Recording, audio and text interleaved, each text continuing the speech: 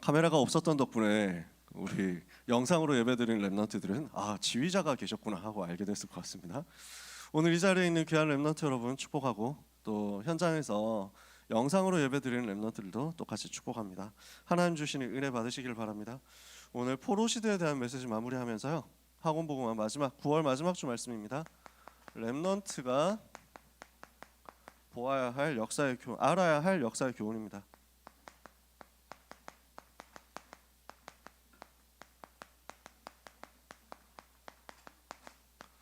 그 역사의 주인공으로 하나님이 그루터기 렘넌트를 부르시고 오직 복음 증거하도록 부르셨다.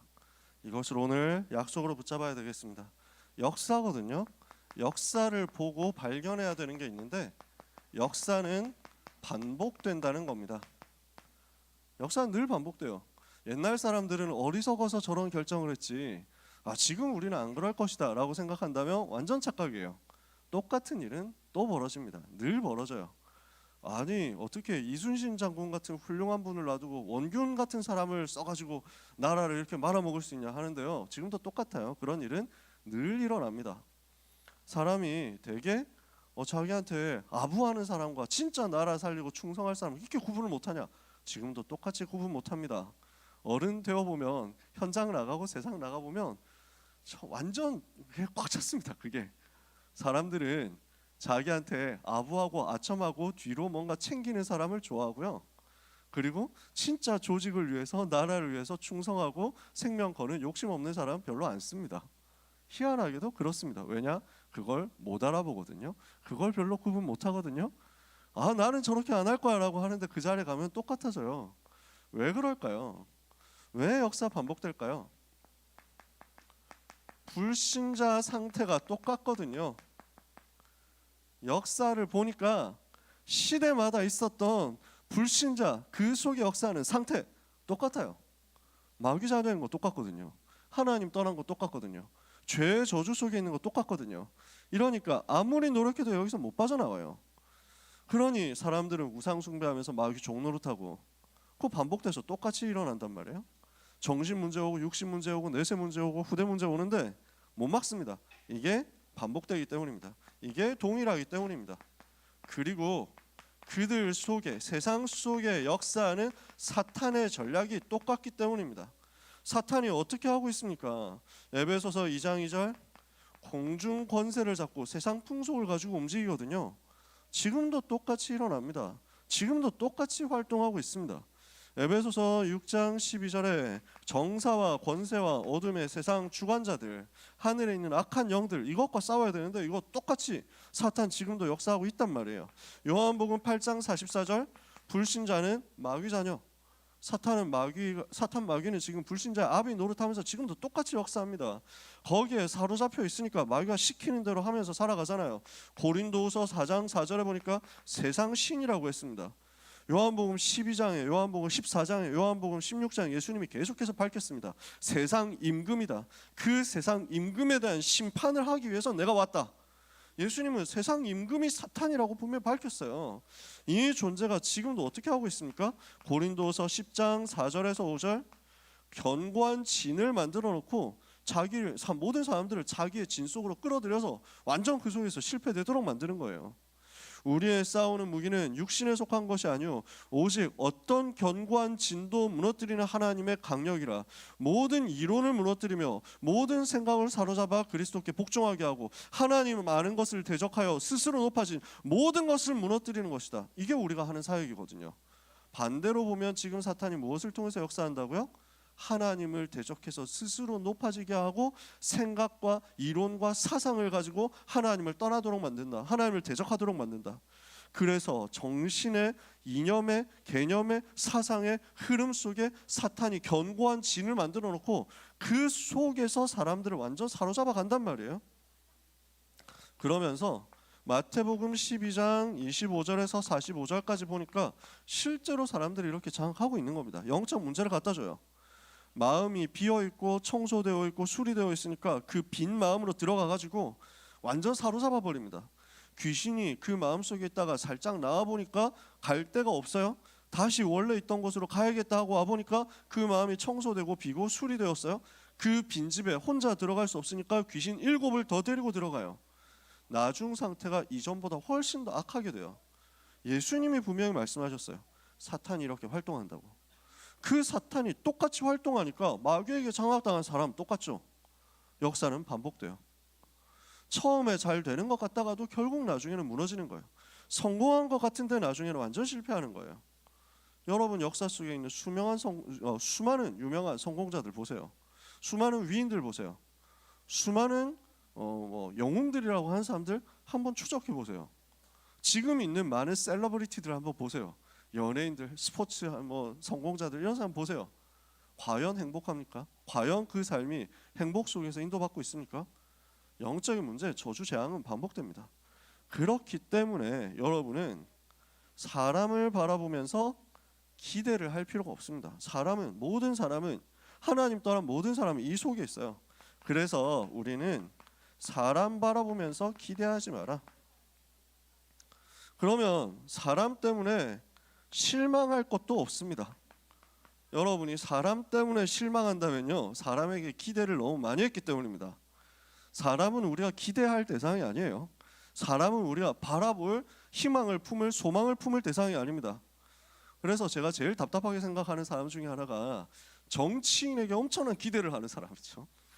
저분이 우리 대통령이 되면 우리나라는 바뀔 거야, 우리는 분명히 좋아질 거야. 정치인 팬덤만큼 어리석은 게 없습니다. 여러분, 정치인에게는 팬이 되면 안 됩니다. 사람이에요. 사람한테 기대할 거 없어요. 아니, 어떻게 그분이 그럴 수 있냐? 원래 그런 거예요. 그럴 수밖에 없었다니까요. 마귀 사는데 어쩔 수 없잖아. 반복된다니까요. 영적인 문제 반복됩니다. 재앙, 저주 반복됩니다. 사람은 기대하고 희망을 품고 소망을 품을 대상이 아니고, 사람은 우리가 변화시키고 살릴 사람이에요. 그런 대상입니다. 그 속에서 우리가 봐야 될 게 있습니다. 역사에는 또한 흐름이 있습니다. 불신 현장에서 재앙이 반복된다? 당연한 거예요. 사탄이 활동하니까. 불신 상태 똑같으니까. 두 번째, 역사에는 또한 흐름이 있습니다. 주관자 되시는 하나님께서 세계 복음화를 위해서 이끌어 가시는 거예요. 요 사탄의 전략을 무너뜨리기 위해서 그리스도를 보내겠다. 그게 예수님 오시기 전에 구약시대 역사였어요. 역사의 흐름의 방향이 어디로 가고 있었냐면요, 요 사탄의 전략 무너뜨리고 불신한 상태 가운데 고난당하는 사람을 건져내겠다. 이걸 위해서 역사를 주관하시는 하나님께서 이끌어 가셨어요. 그리스도께서 오실 길을 준비하기 위한 역사, 이게 구약이었어요. 예수님께서 마침내 오셨단 말이에요. 그래서 인생의 모든 문제 해결하셨단 말이에요. 예수님 오신 이후의 역사는 뭡니까? 그 예수 그리스도께서 모든 문제를 해결하시고 전 세계 모든 사람들 누구든지 이 복음 받기만 하면 산다는 사실이 모든 사람에게 증거되는 것, 이 일을 위해서 진행되어 간단 말이죠. 이걸 위해서 하나님께서 역사를 흐르게 하신단 말이에요. 역사는 흐름이 있어. 그리스도께서 오시기에 하기 위해서 역사는 흘러왔어. 그리고 지금은 그 그리스도 이름이 전 세계에 증거되게 하기 위해서 역사가 흘러가요. 한번 보세요. 전 세계에서 금속 활자를 제일 먼저 만들었다 하는 나라가 어느 나라입니까? 국뽕 빠지기 좋은 소재 아닙니까? 한국이잖아. 우리나라에서 금속 활자를 제일 먼저 만들었어요. 근데 그 금속 활자가 우리나라를 바꿨습니까? 못 바꿨어요. 그 금속 활자가 한국이라는 나라 운명을 바꾸고 백성들에게 뭔가 메시지를 전달했냐? 그러지 못했어. 근데 한국에서 금속 활자 나온 다음에 거의 한 200년 가까이 지났을 거예요. 제가 정확한 연도는 몰라요. 구텐베르크라는 사람이 서양에서 그 금속 활자, 유럽에서 금속 활자를 만들었잖아. 근데 이건 역사를 완전 바꿔버렸어. 왜냐? 하나님이 이 구텐베르크라는 사람이 활자를 만들게 하고 난 다음에 준비한 게 있어. 이 사람을 준비시켜서 활자를 만들게 한 다음에 얼마 안 돼가지고 뭐가 일어났냐? 종교개혁이 일어납니다. 루터가 종교개혁해요. 배경 속에 뭐가 있었냐? 하나님이 싹 준비해 놓은 거야. 금속 활자를 만들었는데 돈이 돼야 될 거 아니에요. 그냥 만들었다, 와 박수치고 끝나는 게 아니잖아. 돈 돼야 될 거 아니야. 이거 가지고 벌어서 장사해야지. 뭘 팔지? 하니까 제일 팔기 좋은 게 성경이었어요. 성경을 일단 인쇄하기 시작한 거야. 근데 그때만 해도 라틴어 성경, 그다음에 이런 라틴어 성경이 대부분이고, 그다음에 그리스어 원어 성경 이런 게 대부분이었는데, 그러니까 일반 사람들은 못 읽어. 글도 잘 못 읽으니까. 그래도 지식인들이 이걸 읽기 시작한 거야. 약간씩 생각들이 바뀌었어. 흐름이 바뀌는 중에 루터가 종교개혁 딱 시작했거든. 이러니까 너무 충격이 되는 거예요. 그 95개조 반박문, 복음을 설명하는 95개조 반박문이 금속 활자 이거 인쇄업자들을 통해 가지고 한 달 만에 유럽으로 다 퍼진 거야. 왜냐하면 그게 돈이 되거든. 돈 벌 것 같거든. 야, 95개조 반박문이라는 거 떴다는데 그거 어떻게 읽어볼 방법 없냐? 이러니까 내가 인쇄해줄게. 이렇게 해가지고 다 팔아가지고 순식간에 퍼져나간 거야. 이렇게 해서 종교개혁이 마침 성경을 조금씩 읽어보던 지식인들이 야, 성경하고 천주교하고 안 맞는데 하고 생각하고 있는데 루터의 95개조 반박문 이게 딱 나오면서 전부 다 달라붙은 거야. 이게 맞다. 이게 맞는 것 같다. 그런 다음에 또 루터가 뭘 합니까? 성경 번역을 하잖아요. 자기 나라 말로 독일어로 성경 번역하거든요. 이게 또 인쇄술 타고 쫙 퍼져나간 거예요. 여러분하고 나중에 유럽의 종교개혁 현장 가보면 좋겠는데 2017년에 갔다 온 사람들이 있었나요? 여기? 2018년 우리 교회에서 2018년에 갔다 오면서 2018년 갔다 온 사람 있어요? 그 독일 가면은 우리 권사님 갔다 오셨죠? 그래서 사모님도 갔다 오시고 가봐야 됩니다. 거기 비텐베르크에 루터 95개조 반박문 붙여놓은 그 문 보셨잖아요. 그리고 시청 앞에 광장에 보면 약국이 있는데 보셨어요? 거기 크라나흐 약국이라고 설명 들으셨죠 그때? 루터 지금도 그 약국이 있어요. 루터가 종교개혁할 때 루터를 도왔던 산업인이 있었어. 중직자가 있었어. 이름이 루카스 크라나흐라는 사람이야. 이 사람이 뭐 하는 사람이었냐? 엄청 다재다능한 사람이었어. 약사였어. 그 후손들이 아직도 약국을 거기서 하고 있습니다. 크라나흐 약국이라고. 약사를 해서 돈 번 걸 가지고 루터를 후원했어. 종교개혁할 수 있도록. 그러면서 이 사람이 또 그림을 잘 그렸네. 그림을 가지고 이 루터가 전달하는 복음 메시지를 작품으로 만들어서 쫙 퍼뜨린 거야. 봐라, 예수는 그리스도 왕 선지자 제사장이다. 이 그림 만들어 가지고 쫙 붙이면서 사람들한테 설명한 거야. 그러면서 이 사람이 또 사업에 대한 수완이 좋았어. 인쇄업을 한 거야. 출판 인쇄업을 해가지고 루터 메시지 쫙 퍼뜨리면서 본인도 돈 벌면서 종교개혁 순식간에 퍼져나가도록 엄청난 배경이 있었던 거죠. 역사의 흐름 속에 뭐가 있느냐 이런 거 하나하나 보면 소름 돋습니다. 제가 이거 다 얘기하면 좋은데 너무 역덕 같고 너무 역스퍼거 같으니까 제가 더 말 안 합니다. 성경의 세계 역사에 보면 전부 다 흐름을 하나님께서 주관하시는 거였어.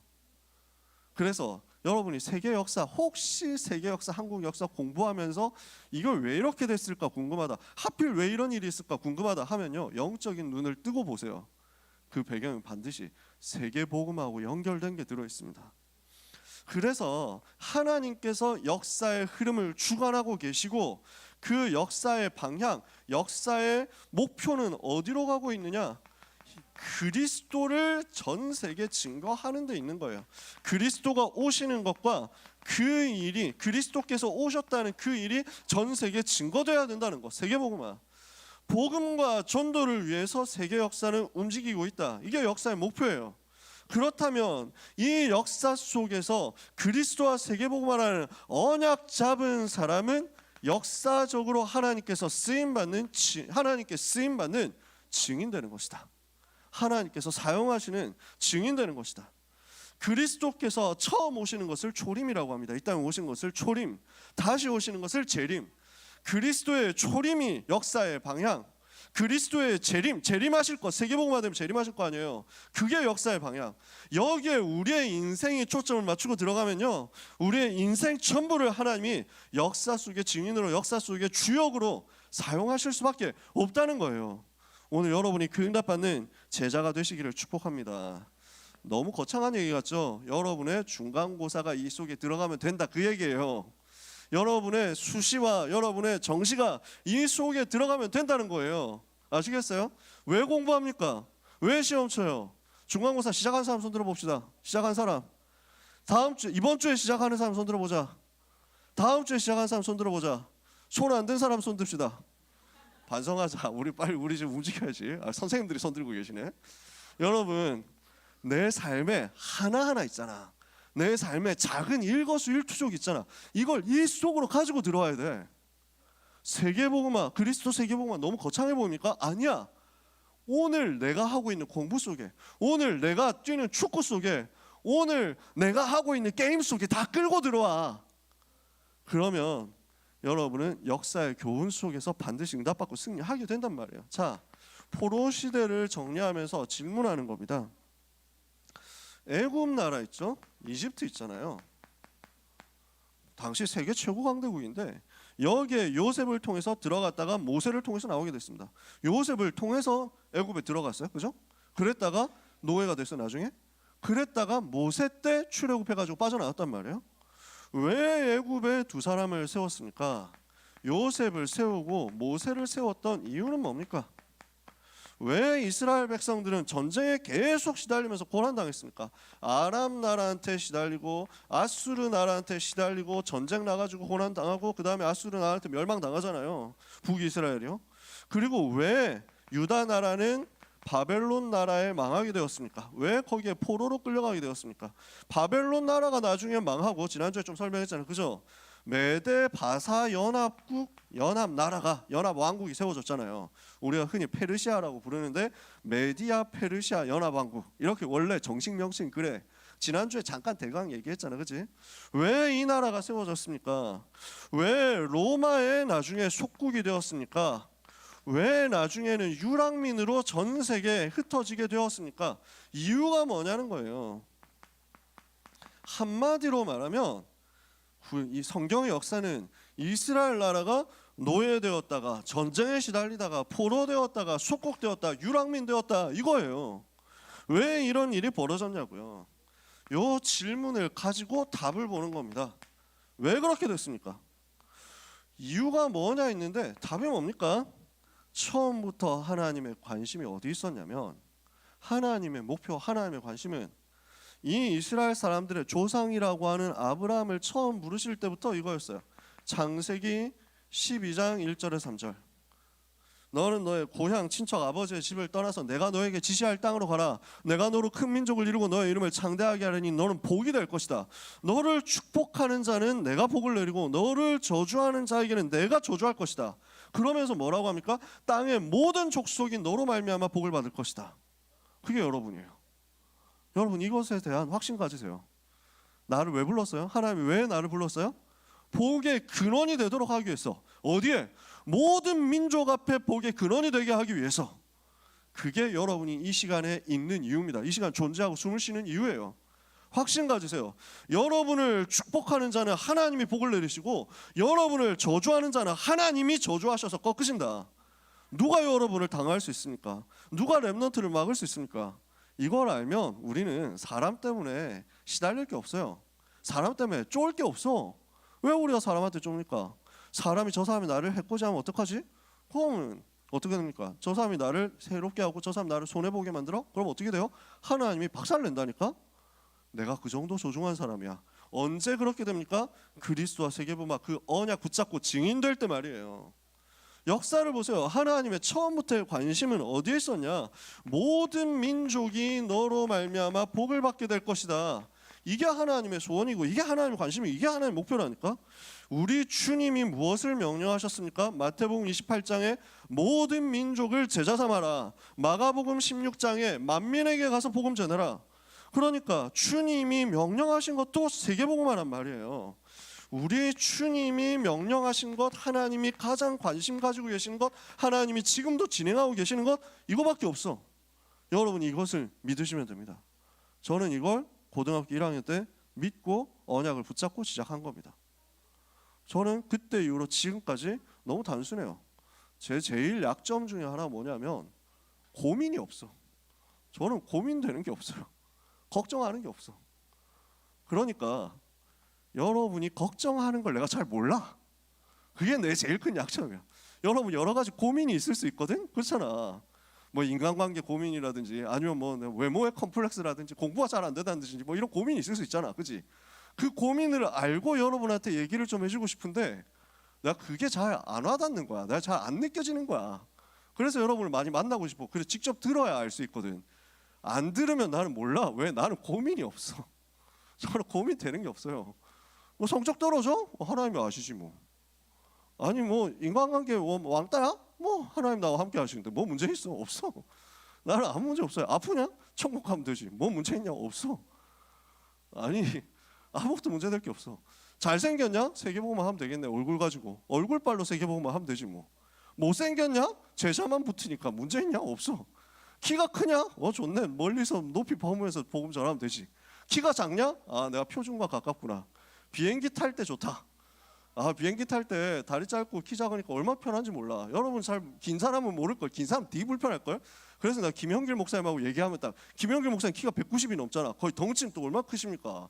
이러니까 김형길 목사님이 앉으면 이 이코노미 클래스에 앉으면은 터진다니까. 옆에 하고 부딪혀가지고 이래가지고 김영길 목사님 맨날 간증하시잖아요. 뭐 미국에서 이제 댈러스에서 뭐 뉴욕 가는 거 하여튼 비행기 국내선 탔는데 이래가지고 하필 제일 가운데 자리에 앉았는데 주여 하고 탔는데 옆에 흑인 큰 형이 이래가지고 덩치 이만한 사람이 헬로 하면서 타고 반대쪽에서 백인 아줌마가 이만큼 뚱뚱한 사람이 하이 하면서 타고 이래가지고 쇠리 껴가지고 비행기에서 내리는데 해방받았다고 뭐 이러잖아요.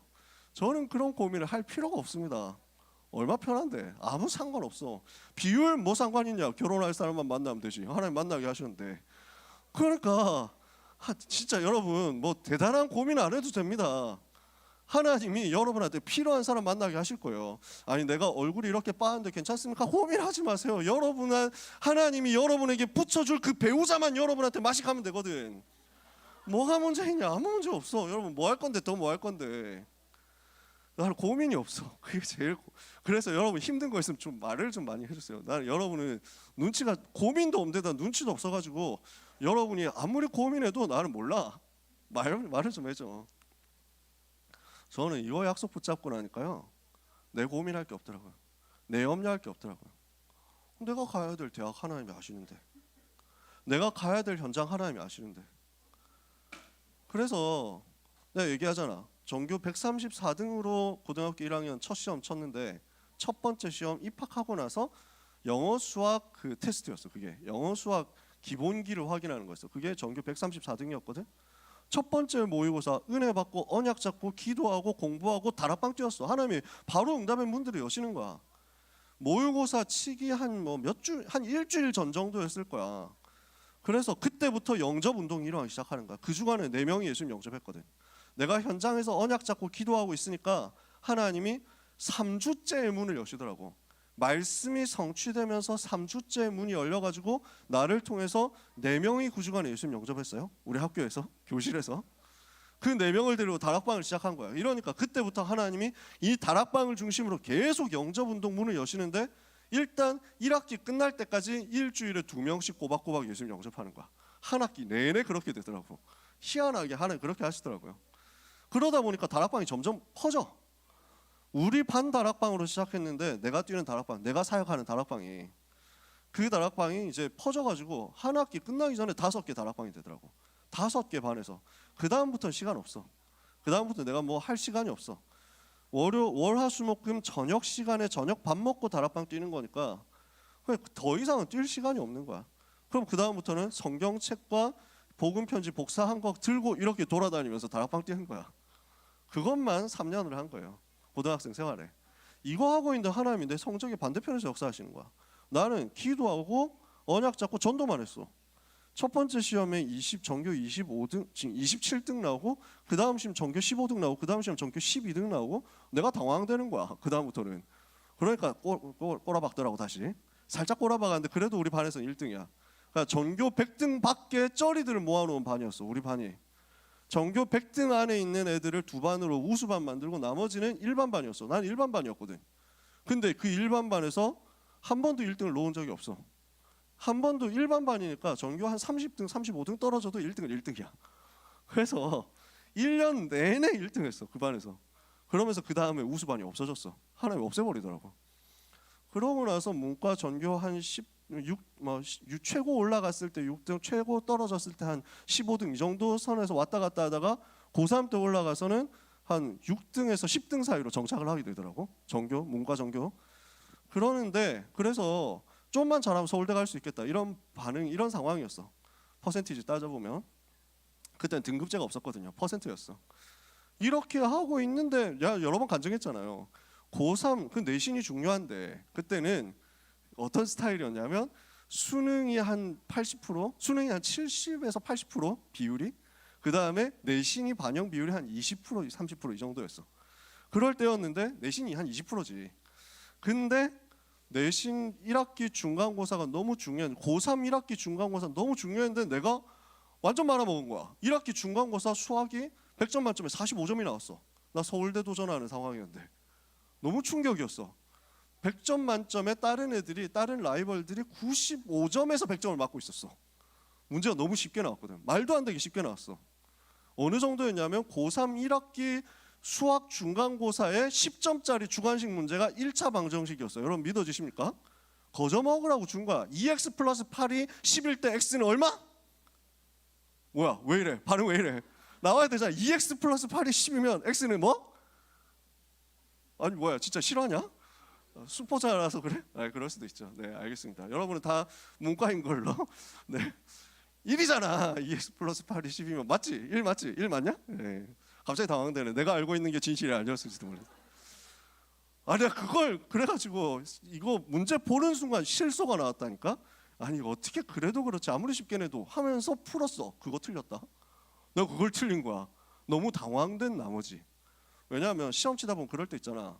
시험 치다 보면 왜 조금 까다롭다 싶은 거는 나중에 푼다. 일단 쉬운 건 먼저 푼다. 까다로운 건 나중에, 좀 풀다가 막히면 좀 나중에 풀자. 별표 쳐놓고 넘어가거든.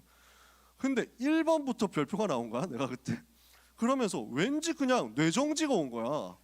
몇 개 하는데 한 5번까지 푸는데 별표가 4개만 뜨는 거야. 왜 안 풀리지? 왜 안 풀리지? 이래가지고 긴장되면서 그때부터 눈이 캄캄해, 안 보여. 이래가지고 뭐지? 이러면서 당황돼가지고 일단 1차 방정식, 에이씨 왜 1차 방정식 나와? 이러면서 막 일단 이거는 간단하게 풀고 2 뭐 이렇게 해놓고 넘어가서 별표 왜 안 돼 이러다 시간이 가는 거야. 뭐지 하면서 다 찍었는데 기적적으로 찍은 게 다 틀려. 45점 떴네. 그래가지고 너무 막 캄캄한 거야. 그 다음에 그래가지고 어떡하냐 이래가지고 야 1차 방정식 그거 2지 이러니까 4인데? 내가 계산해보니까 다시 계산하니까 4 나온 거야. 뭐야? 선생님한테 달려갔다니까? 이제 감독 선생님이 나하고 되게 친한, 내가 복음을 심지어 전하기도 했던 선생님이었어. 복음 전하다 까였지만 나하고 엄청 친한 영어 선생님이었거든. 선생님 제발, 제가 1차 방정식 틀릴 사람은 아니잖아요. 저한테 기회를 보여서 했는데 말이 됩니까? 당일까지요. 나도 도와주고 싶은데 어쩔 수가 없다. 서울대를 노리는 사람이 내신 1학기에 수학이 제일 중요한 시험이었는데 문과도 서울대는 수학을 가중치를 두더라고. 45점 딱 뜨니까 눈앞이 진짜 막막한 거예요. 이게 뭐지? 진짜 너무 황당한 거야. 어떻게 이런 일이 나한테 발생하냐? 그래서 그날 이제 멘탈이 완전 바사삭 무너졌는데 시험 이제 마무리하고 그날 저녁에 또 정시기도 하잖아요. 정시기도 하는데 내가 언약 붙잡은 거야. 다시 붙잡은 거야. 나는 왜 공부하냐? 그리스도 세계복음화 이거밖에 없잖아. 내가 서울대 가기를 위해서 공부했냐? 아니잖아. 나는 세계복음화 하면 되는 거잖아. 이게 딱 붙잡아지는 거야. 내가 또 공부의 목적을 잠깐 까먹었구나. 기도를 바꿨어요. 하나님 감사합니다. 세계복음화를 위해서 필요하다면 나를 서울대학에 보내주옵소서.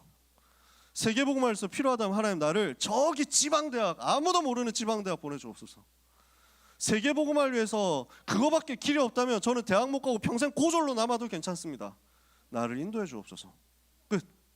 회복, 멘탈 회복. 끝. 나는 상관없어. 그 다음에 내신이 되든 안 되든 난 계속 또 공부하는 거야. 그 결과 어떻게 나왔겠습니까? 여러분한테 얘기했잖아요. 간증 많이 했잖아. 안 들은 사람이 혹시라도 있을까 봐 또 얘기하지만 3학년 2학기 중간고사 기말고사 합산 전교 1등 나온 거야. 왜 그러냐? 모르겠어. 나 그때 공부 안 했거든. 이미 내신은 말아먹었다 라고 생각하고 당일 취임했거든. 근데 전교 1등 떴대. 나도 이해가 안 돼. 왜 그랬는지 모르겠어. 하나님이 하신다고. 하나님이 작업하셔. 저는 고민할 게 없었어요. 여러분 좀 약간 단점은 단순해져. 그럼 사람이 단순해진다니까. 근데 나는 편해. 여러분 오늘 언약 붙잡으시길 바랍니다. 우리 주님 명령하신 것밖에 없어요. 이것만 하면 돼요. 복음만 전하면 된다니까요. 진짜 두고 보세요. 그래서 여러분이 오직 그리스도 모든 문제 해결, 오직 하나님 나라, 지금도 성령으로 나와 함께 계시고 흑암의 권세 무너지고 주의 천사 동원된다는 사실, 그래서 우리가 오직 성령 충만 받으면 권능 받고 세계 살리는 증인 될 것이다. 이 약속을 여러분이 붙잡고 하나님이 원하시는 세계복음화의 증인으로 가라. 그러면 여러분은 재림 때까지 역사하시는 그 하나님이 역사를 움직이시는 방향 속에서 응답의 흐름을 타고 가게 될 겁니다. 응답의 흐름을 타고 가는 사람은 너무 간단한 거야. 뭐 고민할 게 없어. 응답의 흐름을 못 하니까 늘 거슬러 가야 되고, 하나님이 이쪽으로 가겠다고 하시는데 나는 늘 반대쪽으로 가고 엉뚱한 데로 가니까 계속 얻어맞으면서 쳐맞아 가면서 이렇게 이쪽으로 간다니까. 왜 맞으면서 가려고 합니까? 누리면서 가야지. 딱 타면서 그래가지고 즐기면서 가야지. 안 그렇습니까? 여러분, 오늘 우리는 이것만 하면 됩니다. 그리스도 나의 모든 문제 끝. 하나님의 나라 지금 나와 함께 성령으로 충만받으면 세계복음화 그리스도의 증인. 이 일을 위해서 하나님이 작정하신 게 있다니까. 뭘 작정하셨느냐? 세계 살려야 되는데 강대국을 통해서 237과 5천 종족으로 가라라는 거예요. 여기에 대해서 눈 떠라. 모든 민족 살리고 만민 살려야 되는데, 땅끝까지 가야 되는데, 이 일을 위해서 하나님이 열쇠로 주신 연장이 있다. 그게 뭡니까? 237 5천 종족 전 세계 모든 민족 만민을 잡고 있고 거기에 영향을 주고 있는 여기 강대국들이라는 말이에요. 여기에 대해서 눈 뜨라고. 여러분이 왜 공부하냐? 왜 성공하냐? 성공 안 해도 돼. 상관없어요. 돈 안 벌어도 돼. 상관없어. 대학 못 가도 돼. 상관없어. 여러분이 인서울 4년제 대학 간다고 하나님이 기뻐하시기 그걸로 기뻐하세요? 저도 안 기뻐요. 여러분 인서울 4년제 가고 제일 좋은 데 가가지고 설카포 서성한 뭐 이래가지고 서영구 서성한 중경외식 간다고 안 기뻐. 저는 안 기쁩니다. 그건 뭔 상관인데, 불신자도 가는데. 여러분이 세계복음화 언약 잡았는데 그 언약이 확실한데 하나님이 나를 저 땅끝에 대학으로 보내시더라. 우리나라 땅끝. 그래서 저기 전라도 땅끝, 경상도 땅끝, 강원도 땅끝에 대학 보내신다. 언약이 확실하잖아. 난 그게 기뻐. 하나님도 그게 기뻐. 그냥 아무 염려하지 마세요. 근데 왜 가야 되냐? 왜 대학 가야 되냐? 왜 성공해야 되냐? 왜 돈 벌어야 되냐? 아무것도 없어. 요 강대국 파고들라고. 이 시대에 강대국 파고들어서 강대국 살려내고 그 속에 영향받고 있는 237 5천 종족 살려내야 되는데 여기에 대해서 눈을 못 뜨는 거야. 여기에 대해서 관심이 없는 거야. 그러니 어떻게 됩니까? 억지로 가야 되는 거야. 노예가 되어가지고 억지로 가고, 포로가 되어가지고 억지로 가고, 속국이 되어서 억지로 가고. 여러분이 눈 뜨면 억지로 안 가도 됩니다. 여러분이 응답받으면 누리면서 가면 됩니다. 서밋으로 가면 됩니다. 그래서 지금부터 여러분은 무엇을 가지고 가야 하느냐, 무엇을 가지고 가야 되는지 오늘 약속을 정리하면 됩니다. 하나님의 망대를 내 안에 세워라. 이게 여러분이 붙잡아야 될 언약입니다. 여호와의 망대를 내 안에 세우고, 망대를 통해서 하나님이 주시는 힘을 가지고 가는 곳마다 재앙 막는 빛의 망대를 세우러 가라. 여러분, 이 언약을 붙잡으시기를 예수 그리스도 이름으로 축복합니다. 하나님의 망대 세우는 거예요. 잠언 18장 10절에 보니까 여호와의 이름은 견고한 망대라 의인은 그리로 달려가서 안전함을 얻느니라. 여러분, 하나님께로 달려가세요. 하나님이 망대 되시기 때문에 하나님께로 달려가세요. 그러면 하나님 안에서 안전함을 얻어요.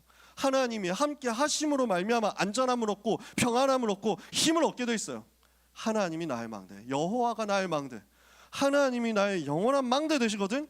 그 여호와, 나의 망대 되신 여호와 하나님을 누리고 있으면 이제는 내가 가서 망대를 세우는 응답도 받게 되는 거야. 이사야 62장 6절에서 12절까지 만민을 향하여 빛을 비추는 생명의 망대, 복음의 망대, 하나님이 원하시는 플랫폼 파수망대, 안테나로 재앙 막아주는 시스템 세울 수 있게 된단 말이지. 여러분, 학교 현장에 그 망대가 세워진다 생각해 보세요. 여러분, 대학 그 망대 세우러 가는 것입니다. 여러분, 서밋 현장 그 망대 세우러 가는 겁니다. 불신자들이 다 죽어가고 있고 다 멸망하고 다 고난당하고 있다니까요. 몇 번 얘기하잖아. 한국 두 번째 재벌 자살했다니까. 한국 두 번째 돈 많은 분이 자살했다니까. 왜? 자기에게 오는 영적 문제를 못 이겨서. 너무 안타깝잖아. 그 돈 많고 그렇게 세계적으로 막 계속 명성을 떨쳤던 사람들 자살하거나 병들어서 고난당하면서 죽거나 행복이 하나도 없어가지고 무너지거나 많이 봤잖아. 제가 여기서 구구절절 다 얘기 안 해도 되잖아요. 그 재앙 속에 있는 사람들에게 빛을 비춰주는 망대를 세우러 가는 것이다. 망대를 세우러 가기 위해서 하나님이 우리에게 주신 것이 여정입니다.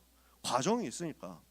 여러분 당장 세계복음화, 당장 서밋 돼가지고 윤석열 대통령 만나고 지금 바이든 대통령 만나가지고 치매 오락가락하는 것 같은데 이 사람 만나가지고 답 주고 지금 우리가 간다고 해도 안 만나주잖아. 입국컷인데 안 그렇습니까? 과정이 있어. 요셉이 세계복음화 언약 붙잡았는데 아직 과정이 있어.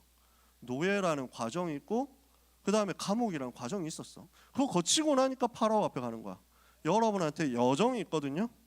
그 여정을 통해서 여러분은 살아남는 겁니다. 그리고 살리는 겁니다. 그리고 답을 전달하면서 작품을 남기는 것입니다. 이게 우리가 가게 되는 여정입니다.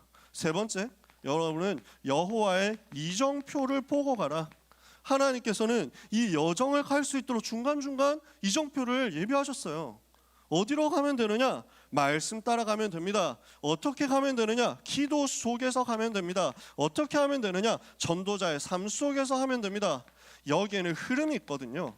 말씀의 흐름, 기도의 흐름, 전도의 흐름을 타고 가고 있으면 세계복음화를 위해서 하나님이 주시는 그 날까지 가게 됩니다. 이게 보인다고. 응답받고 나니까 뭐가 보여요? 로마가 보인다.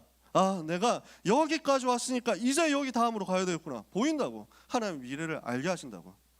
말씀 따라가면 답이 다 있습니다. 흐름을 따라가세요. 오늘 무엇을 가지고 강대국으로 갈 것이냐? 망대, 여정, 이정표에 답을 가지고 가라. 결론입니다. 지금 현장이 어떻게 되어 있습니까?